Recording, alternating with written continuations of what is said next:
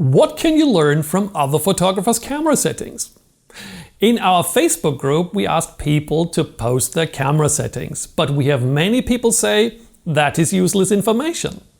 No, it is not.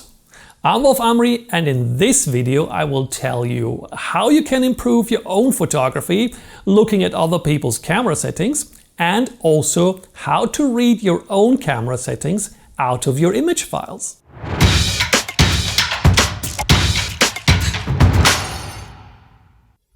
First of all, what are important camera settings?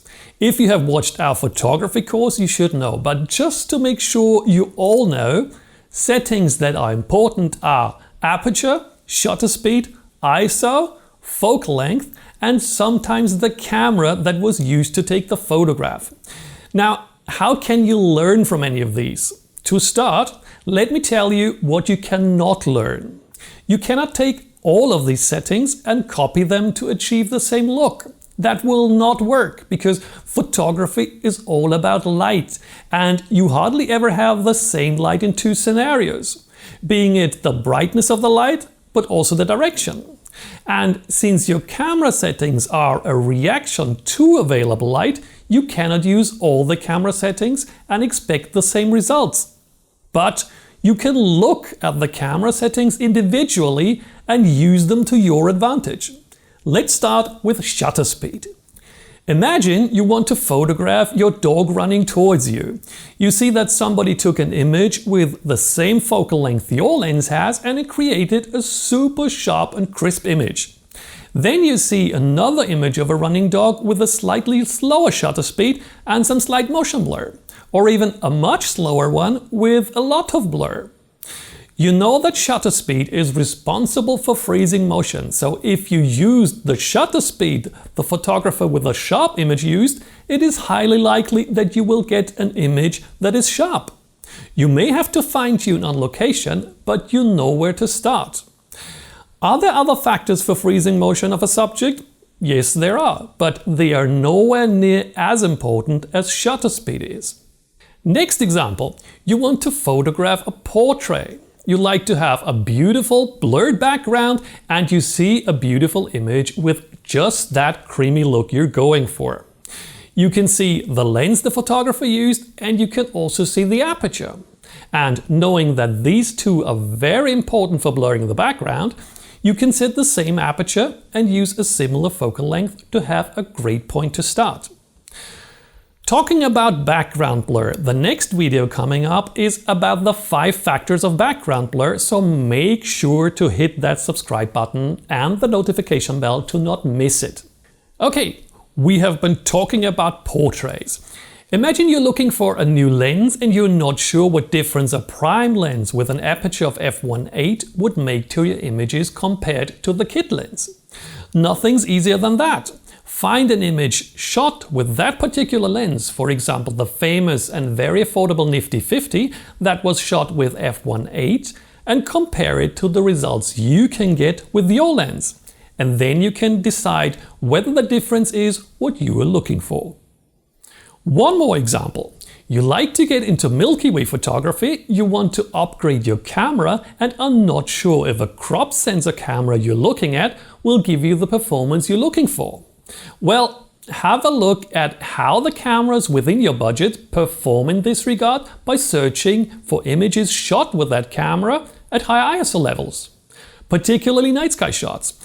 The difference can be pretty big, and you again will see whether the upgrade will be worth it or if you better save a bit more money and go for a different camera. So saying camera settings don't help only shows you haven't really thought out of the box. The settings are definitely a starting point, and if you, for example, want to get critic for an image, they are mandatory. How could I tell you which settings to improve in your shooting when you don't tell me which one you used? For example, many people use too fast shutter speeds in portraits, resulting in high ISO, even at daylight. Even if I wouldn't see the noise because I'm looking on a smaller smartphone screen, I could tell you how to improve the shot. Others say they have difficulties getting their images sharp.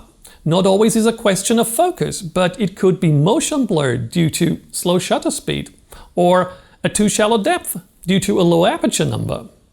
Knowing your settings, we can help you much better to improve your photography. If you yourself don't want to improve, think about others. They can learn from your shots. And finding the settings isn't all that difficult. Here are the easiest ways to read the camera settings out of image files on different operating systems. On a Mac, open your image in Preview, then choose Tools, Show Inspector. In the pop-up window, choose the second tab and then the EXIF. If you resize the window, you will find all important info. Exposure time, which is shutter speed, f-number, focal length and ISO. In Windows, right-click the image and then choose Properties at the very bottom. In the pop-up window, go to the Details tab and then scroll down to Camera to get the very same info. iPhones and iPads unfortunately don't have a native app that will let you read the camera info. But the good news is there is a great free app that will do that quickly. There are many available, but we found EXIF to be the easiest one to use. Open the app, click on the plus sign, go to your images and click on the one you'd like to examine. And there you go, pretty nice way of presenting the used camera settings. And finally, for Android devices, it is really easy. Open your image, click the three dots, click on Details, and that's it. It can't get any easier than that. So start improving your photography today by examining your and other photographers' camera settings. See you in the next video.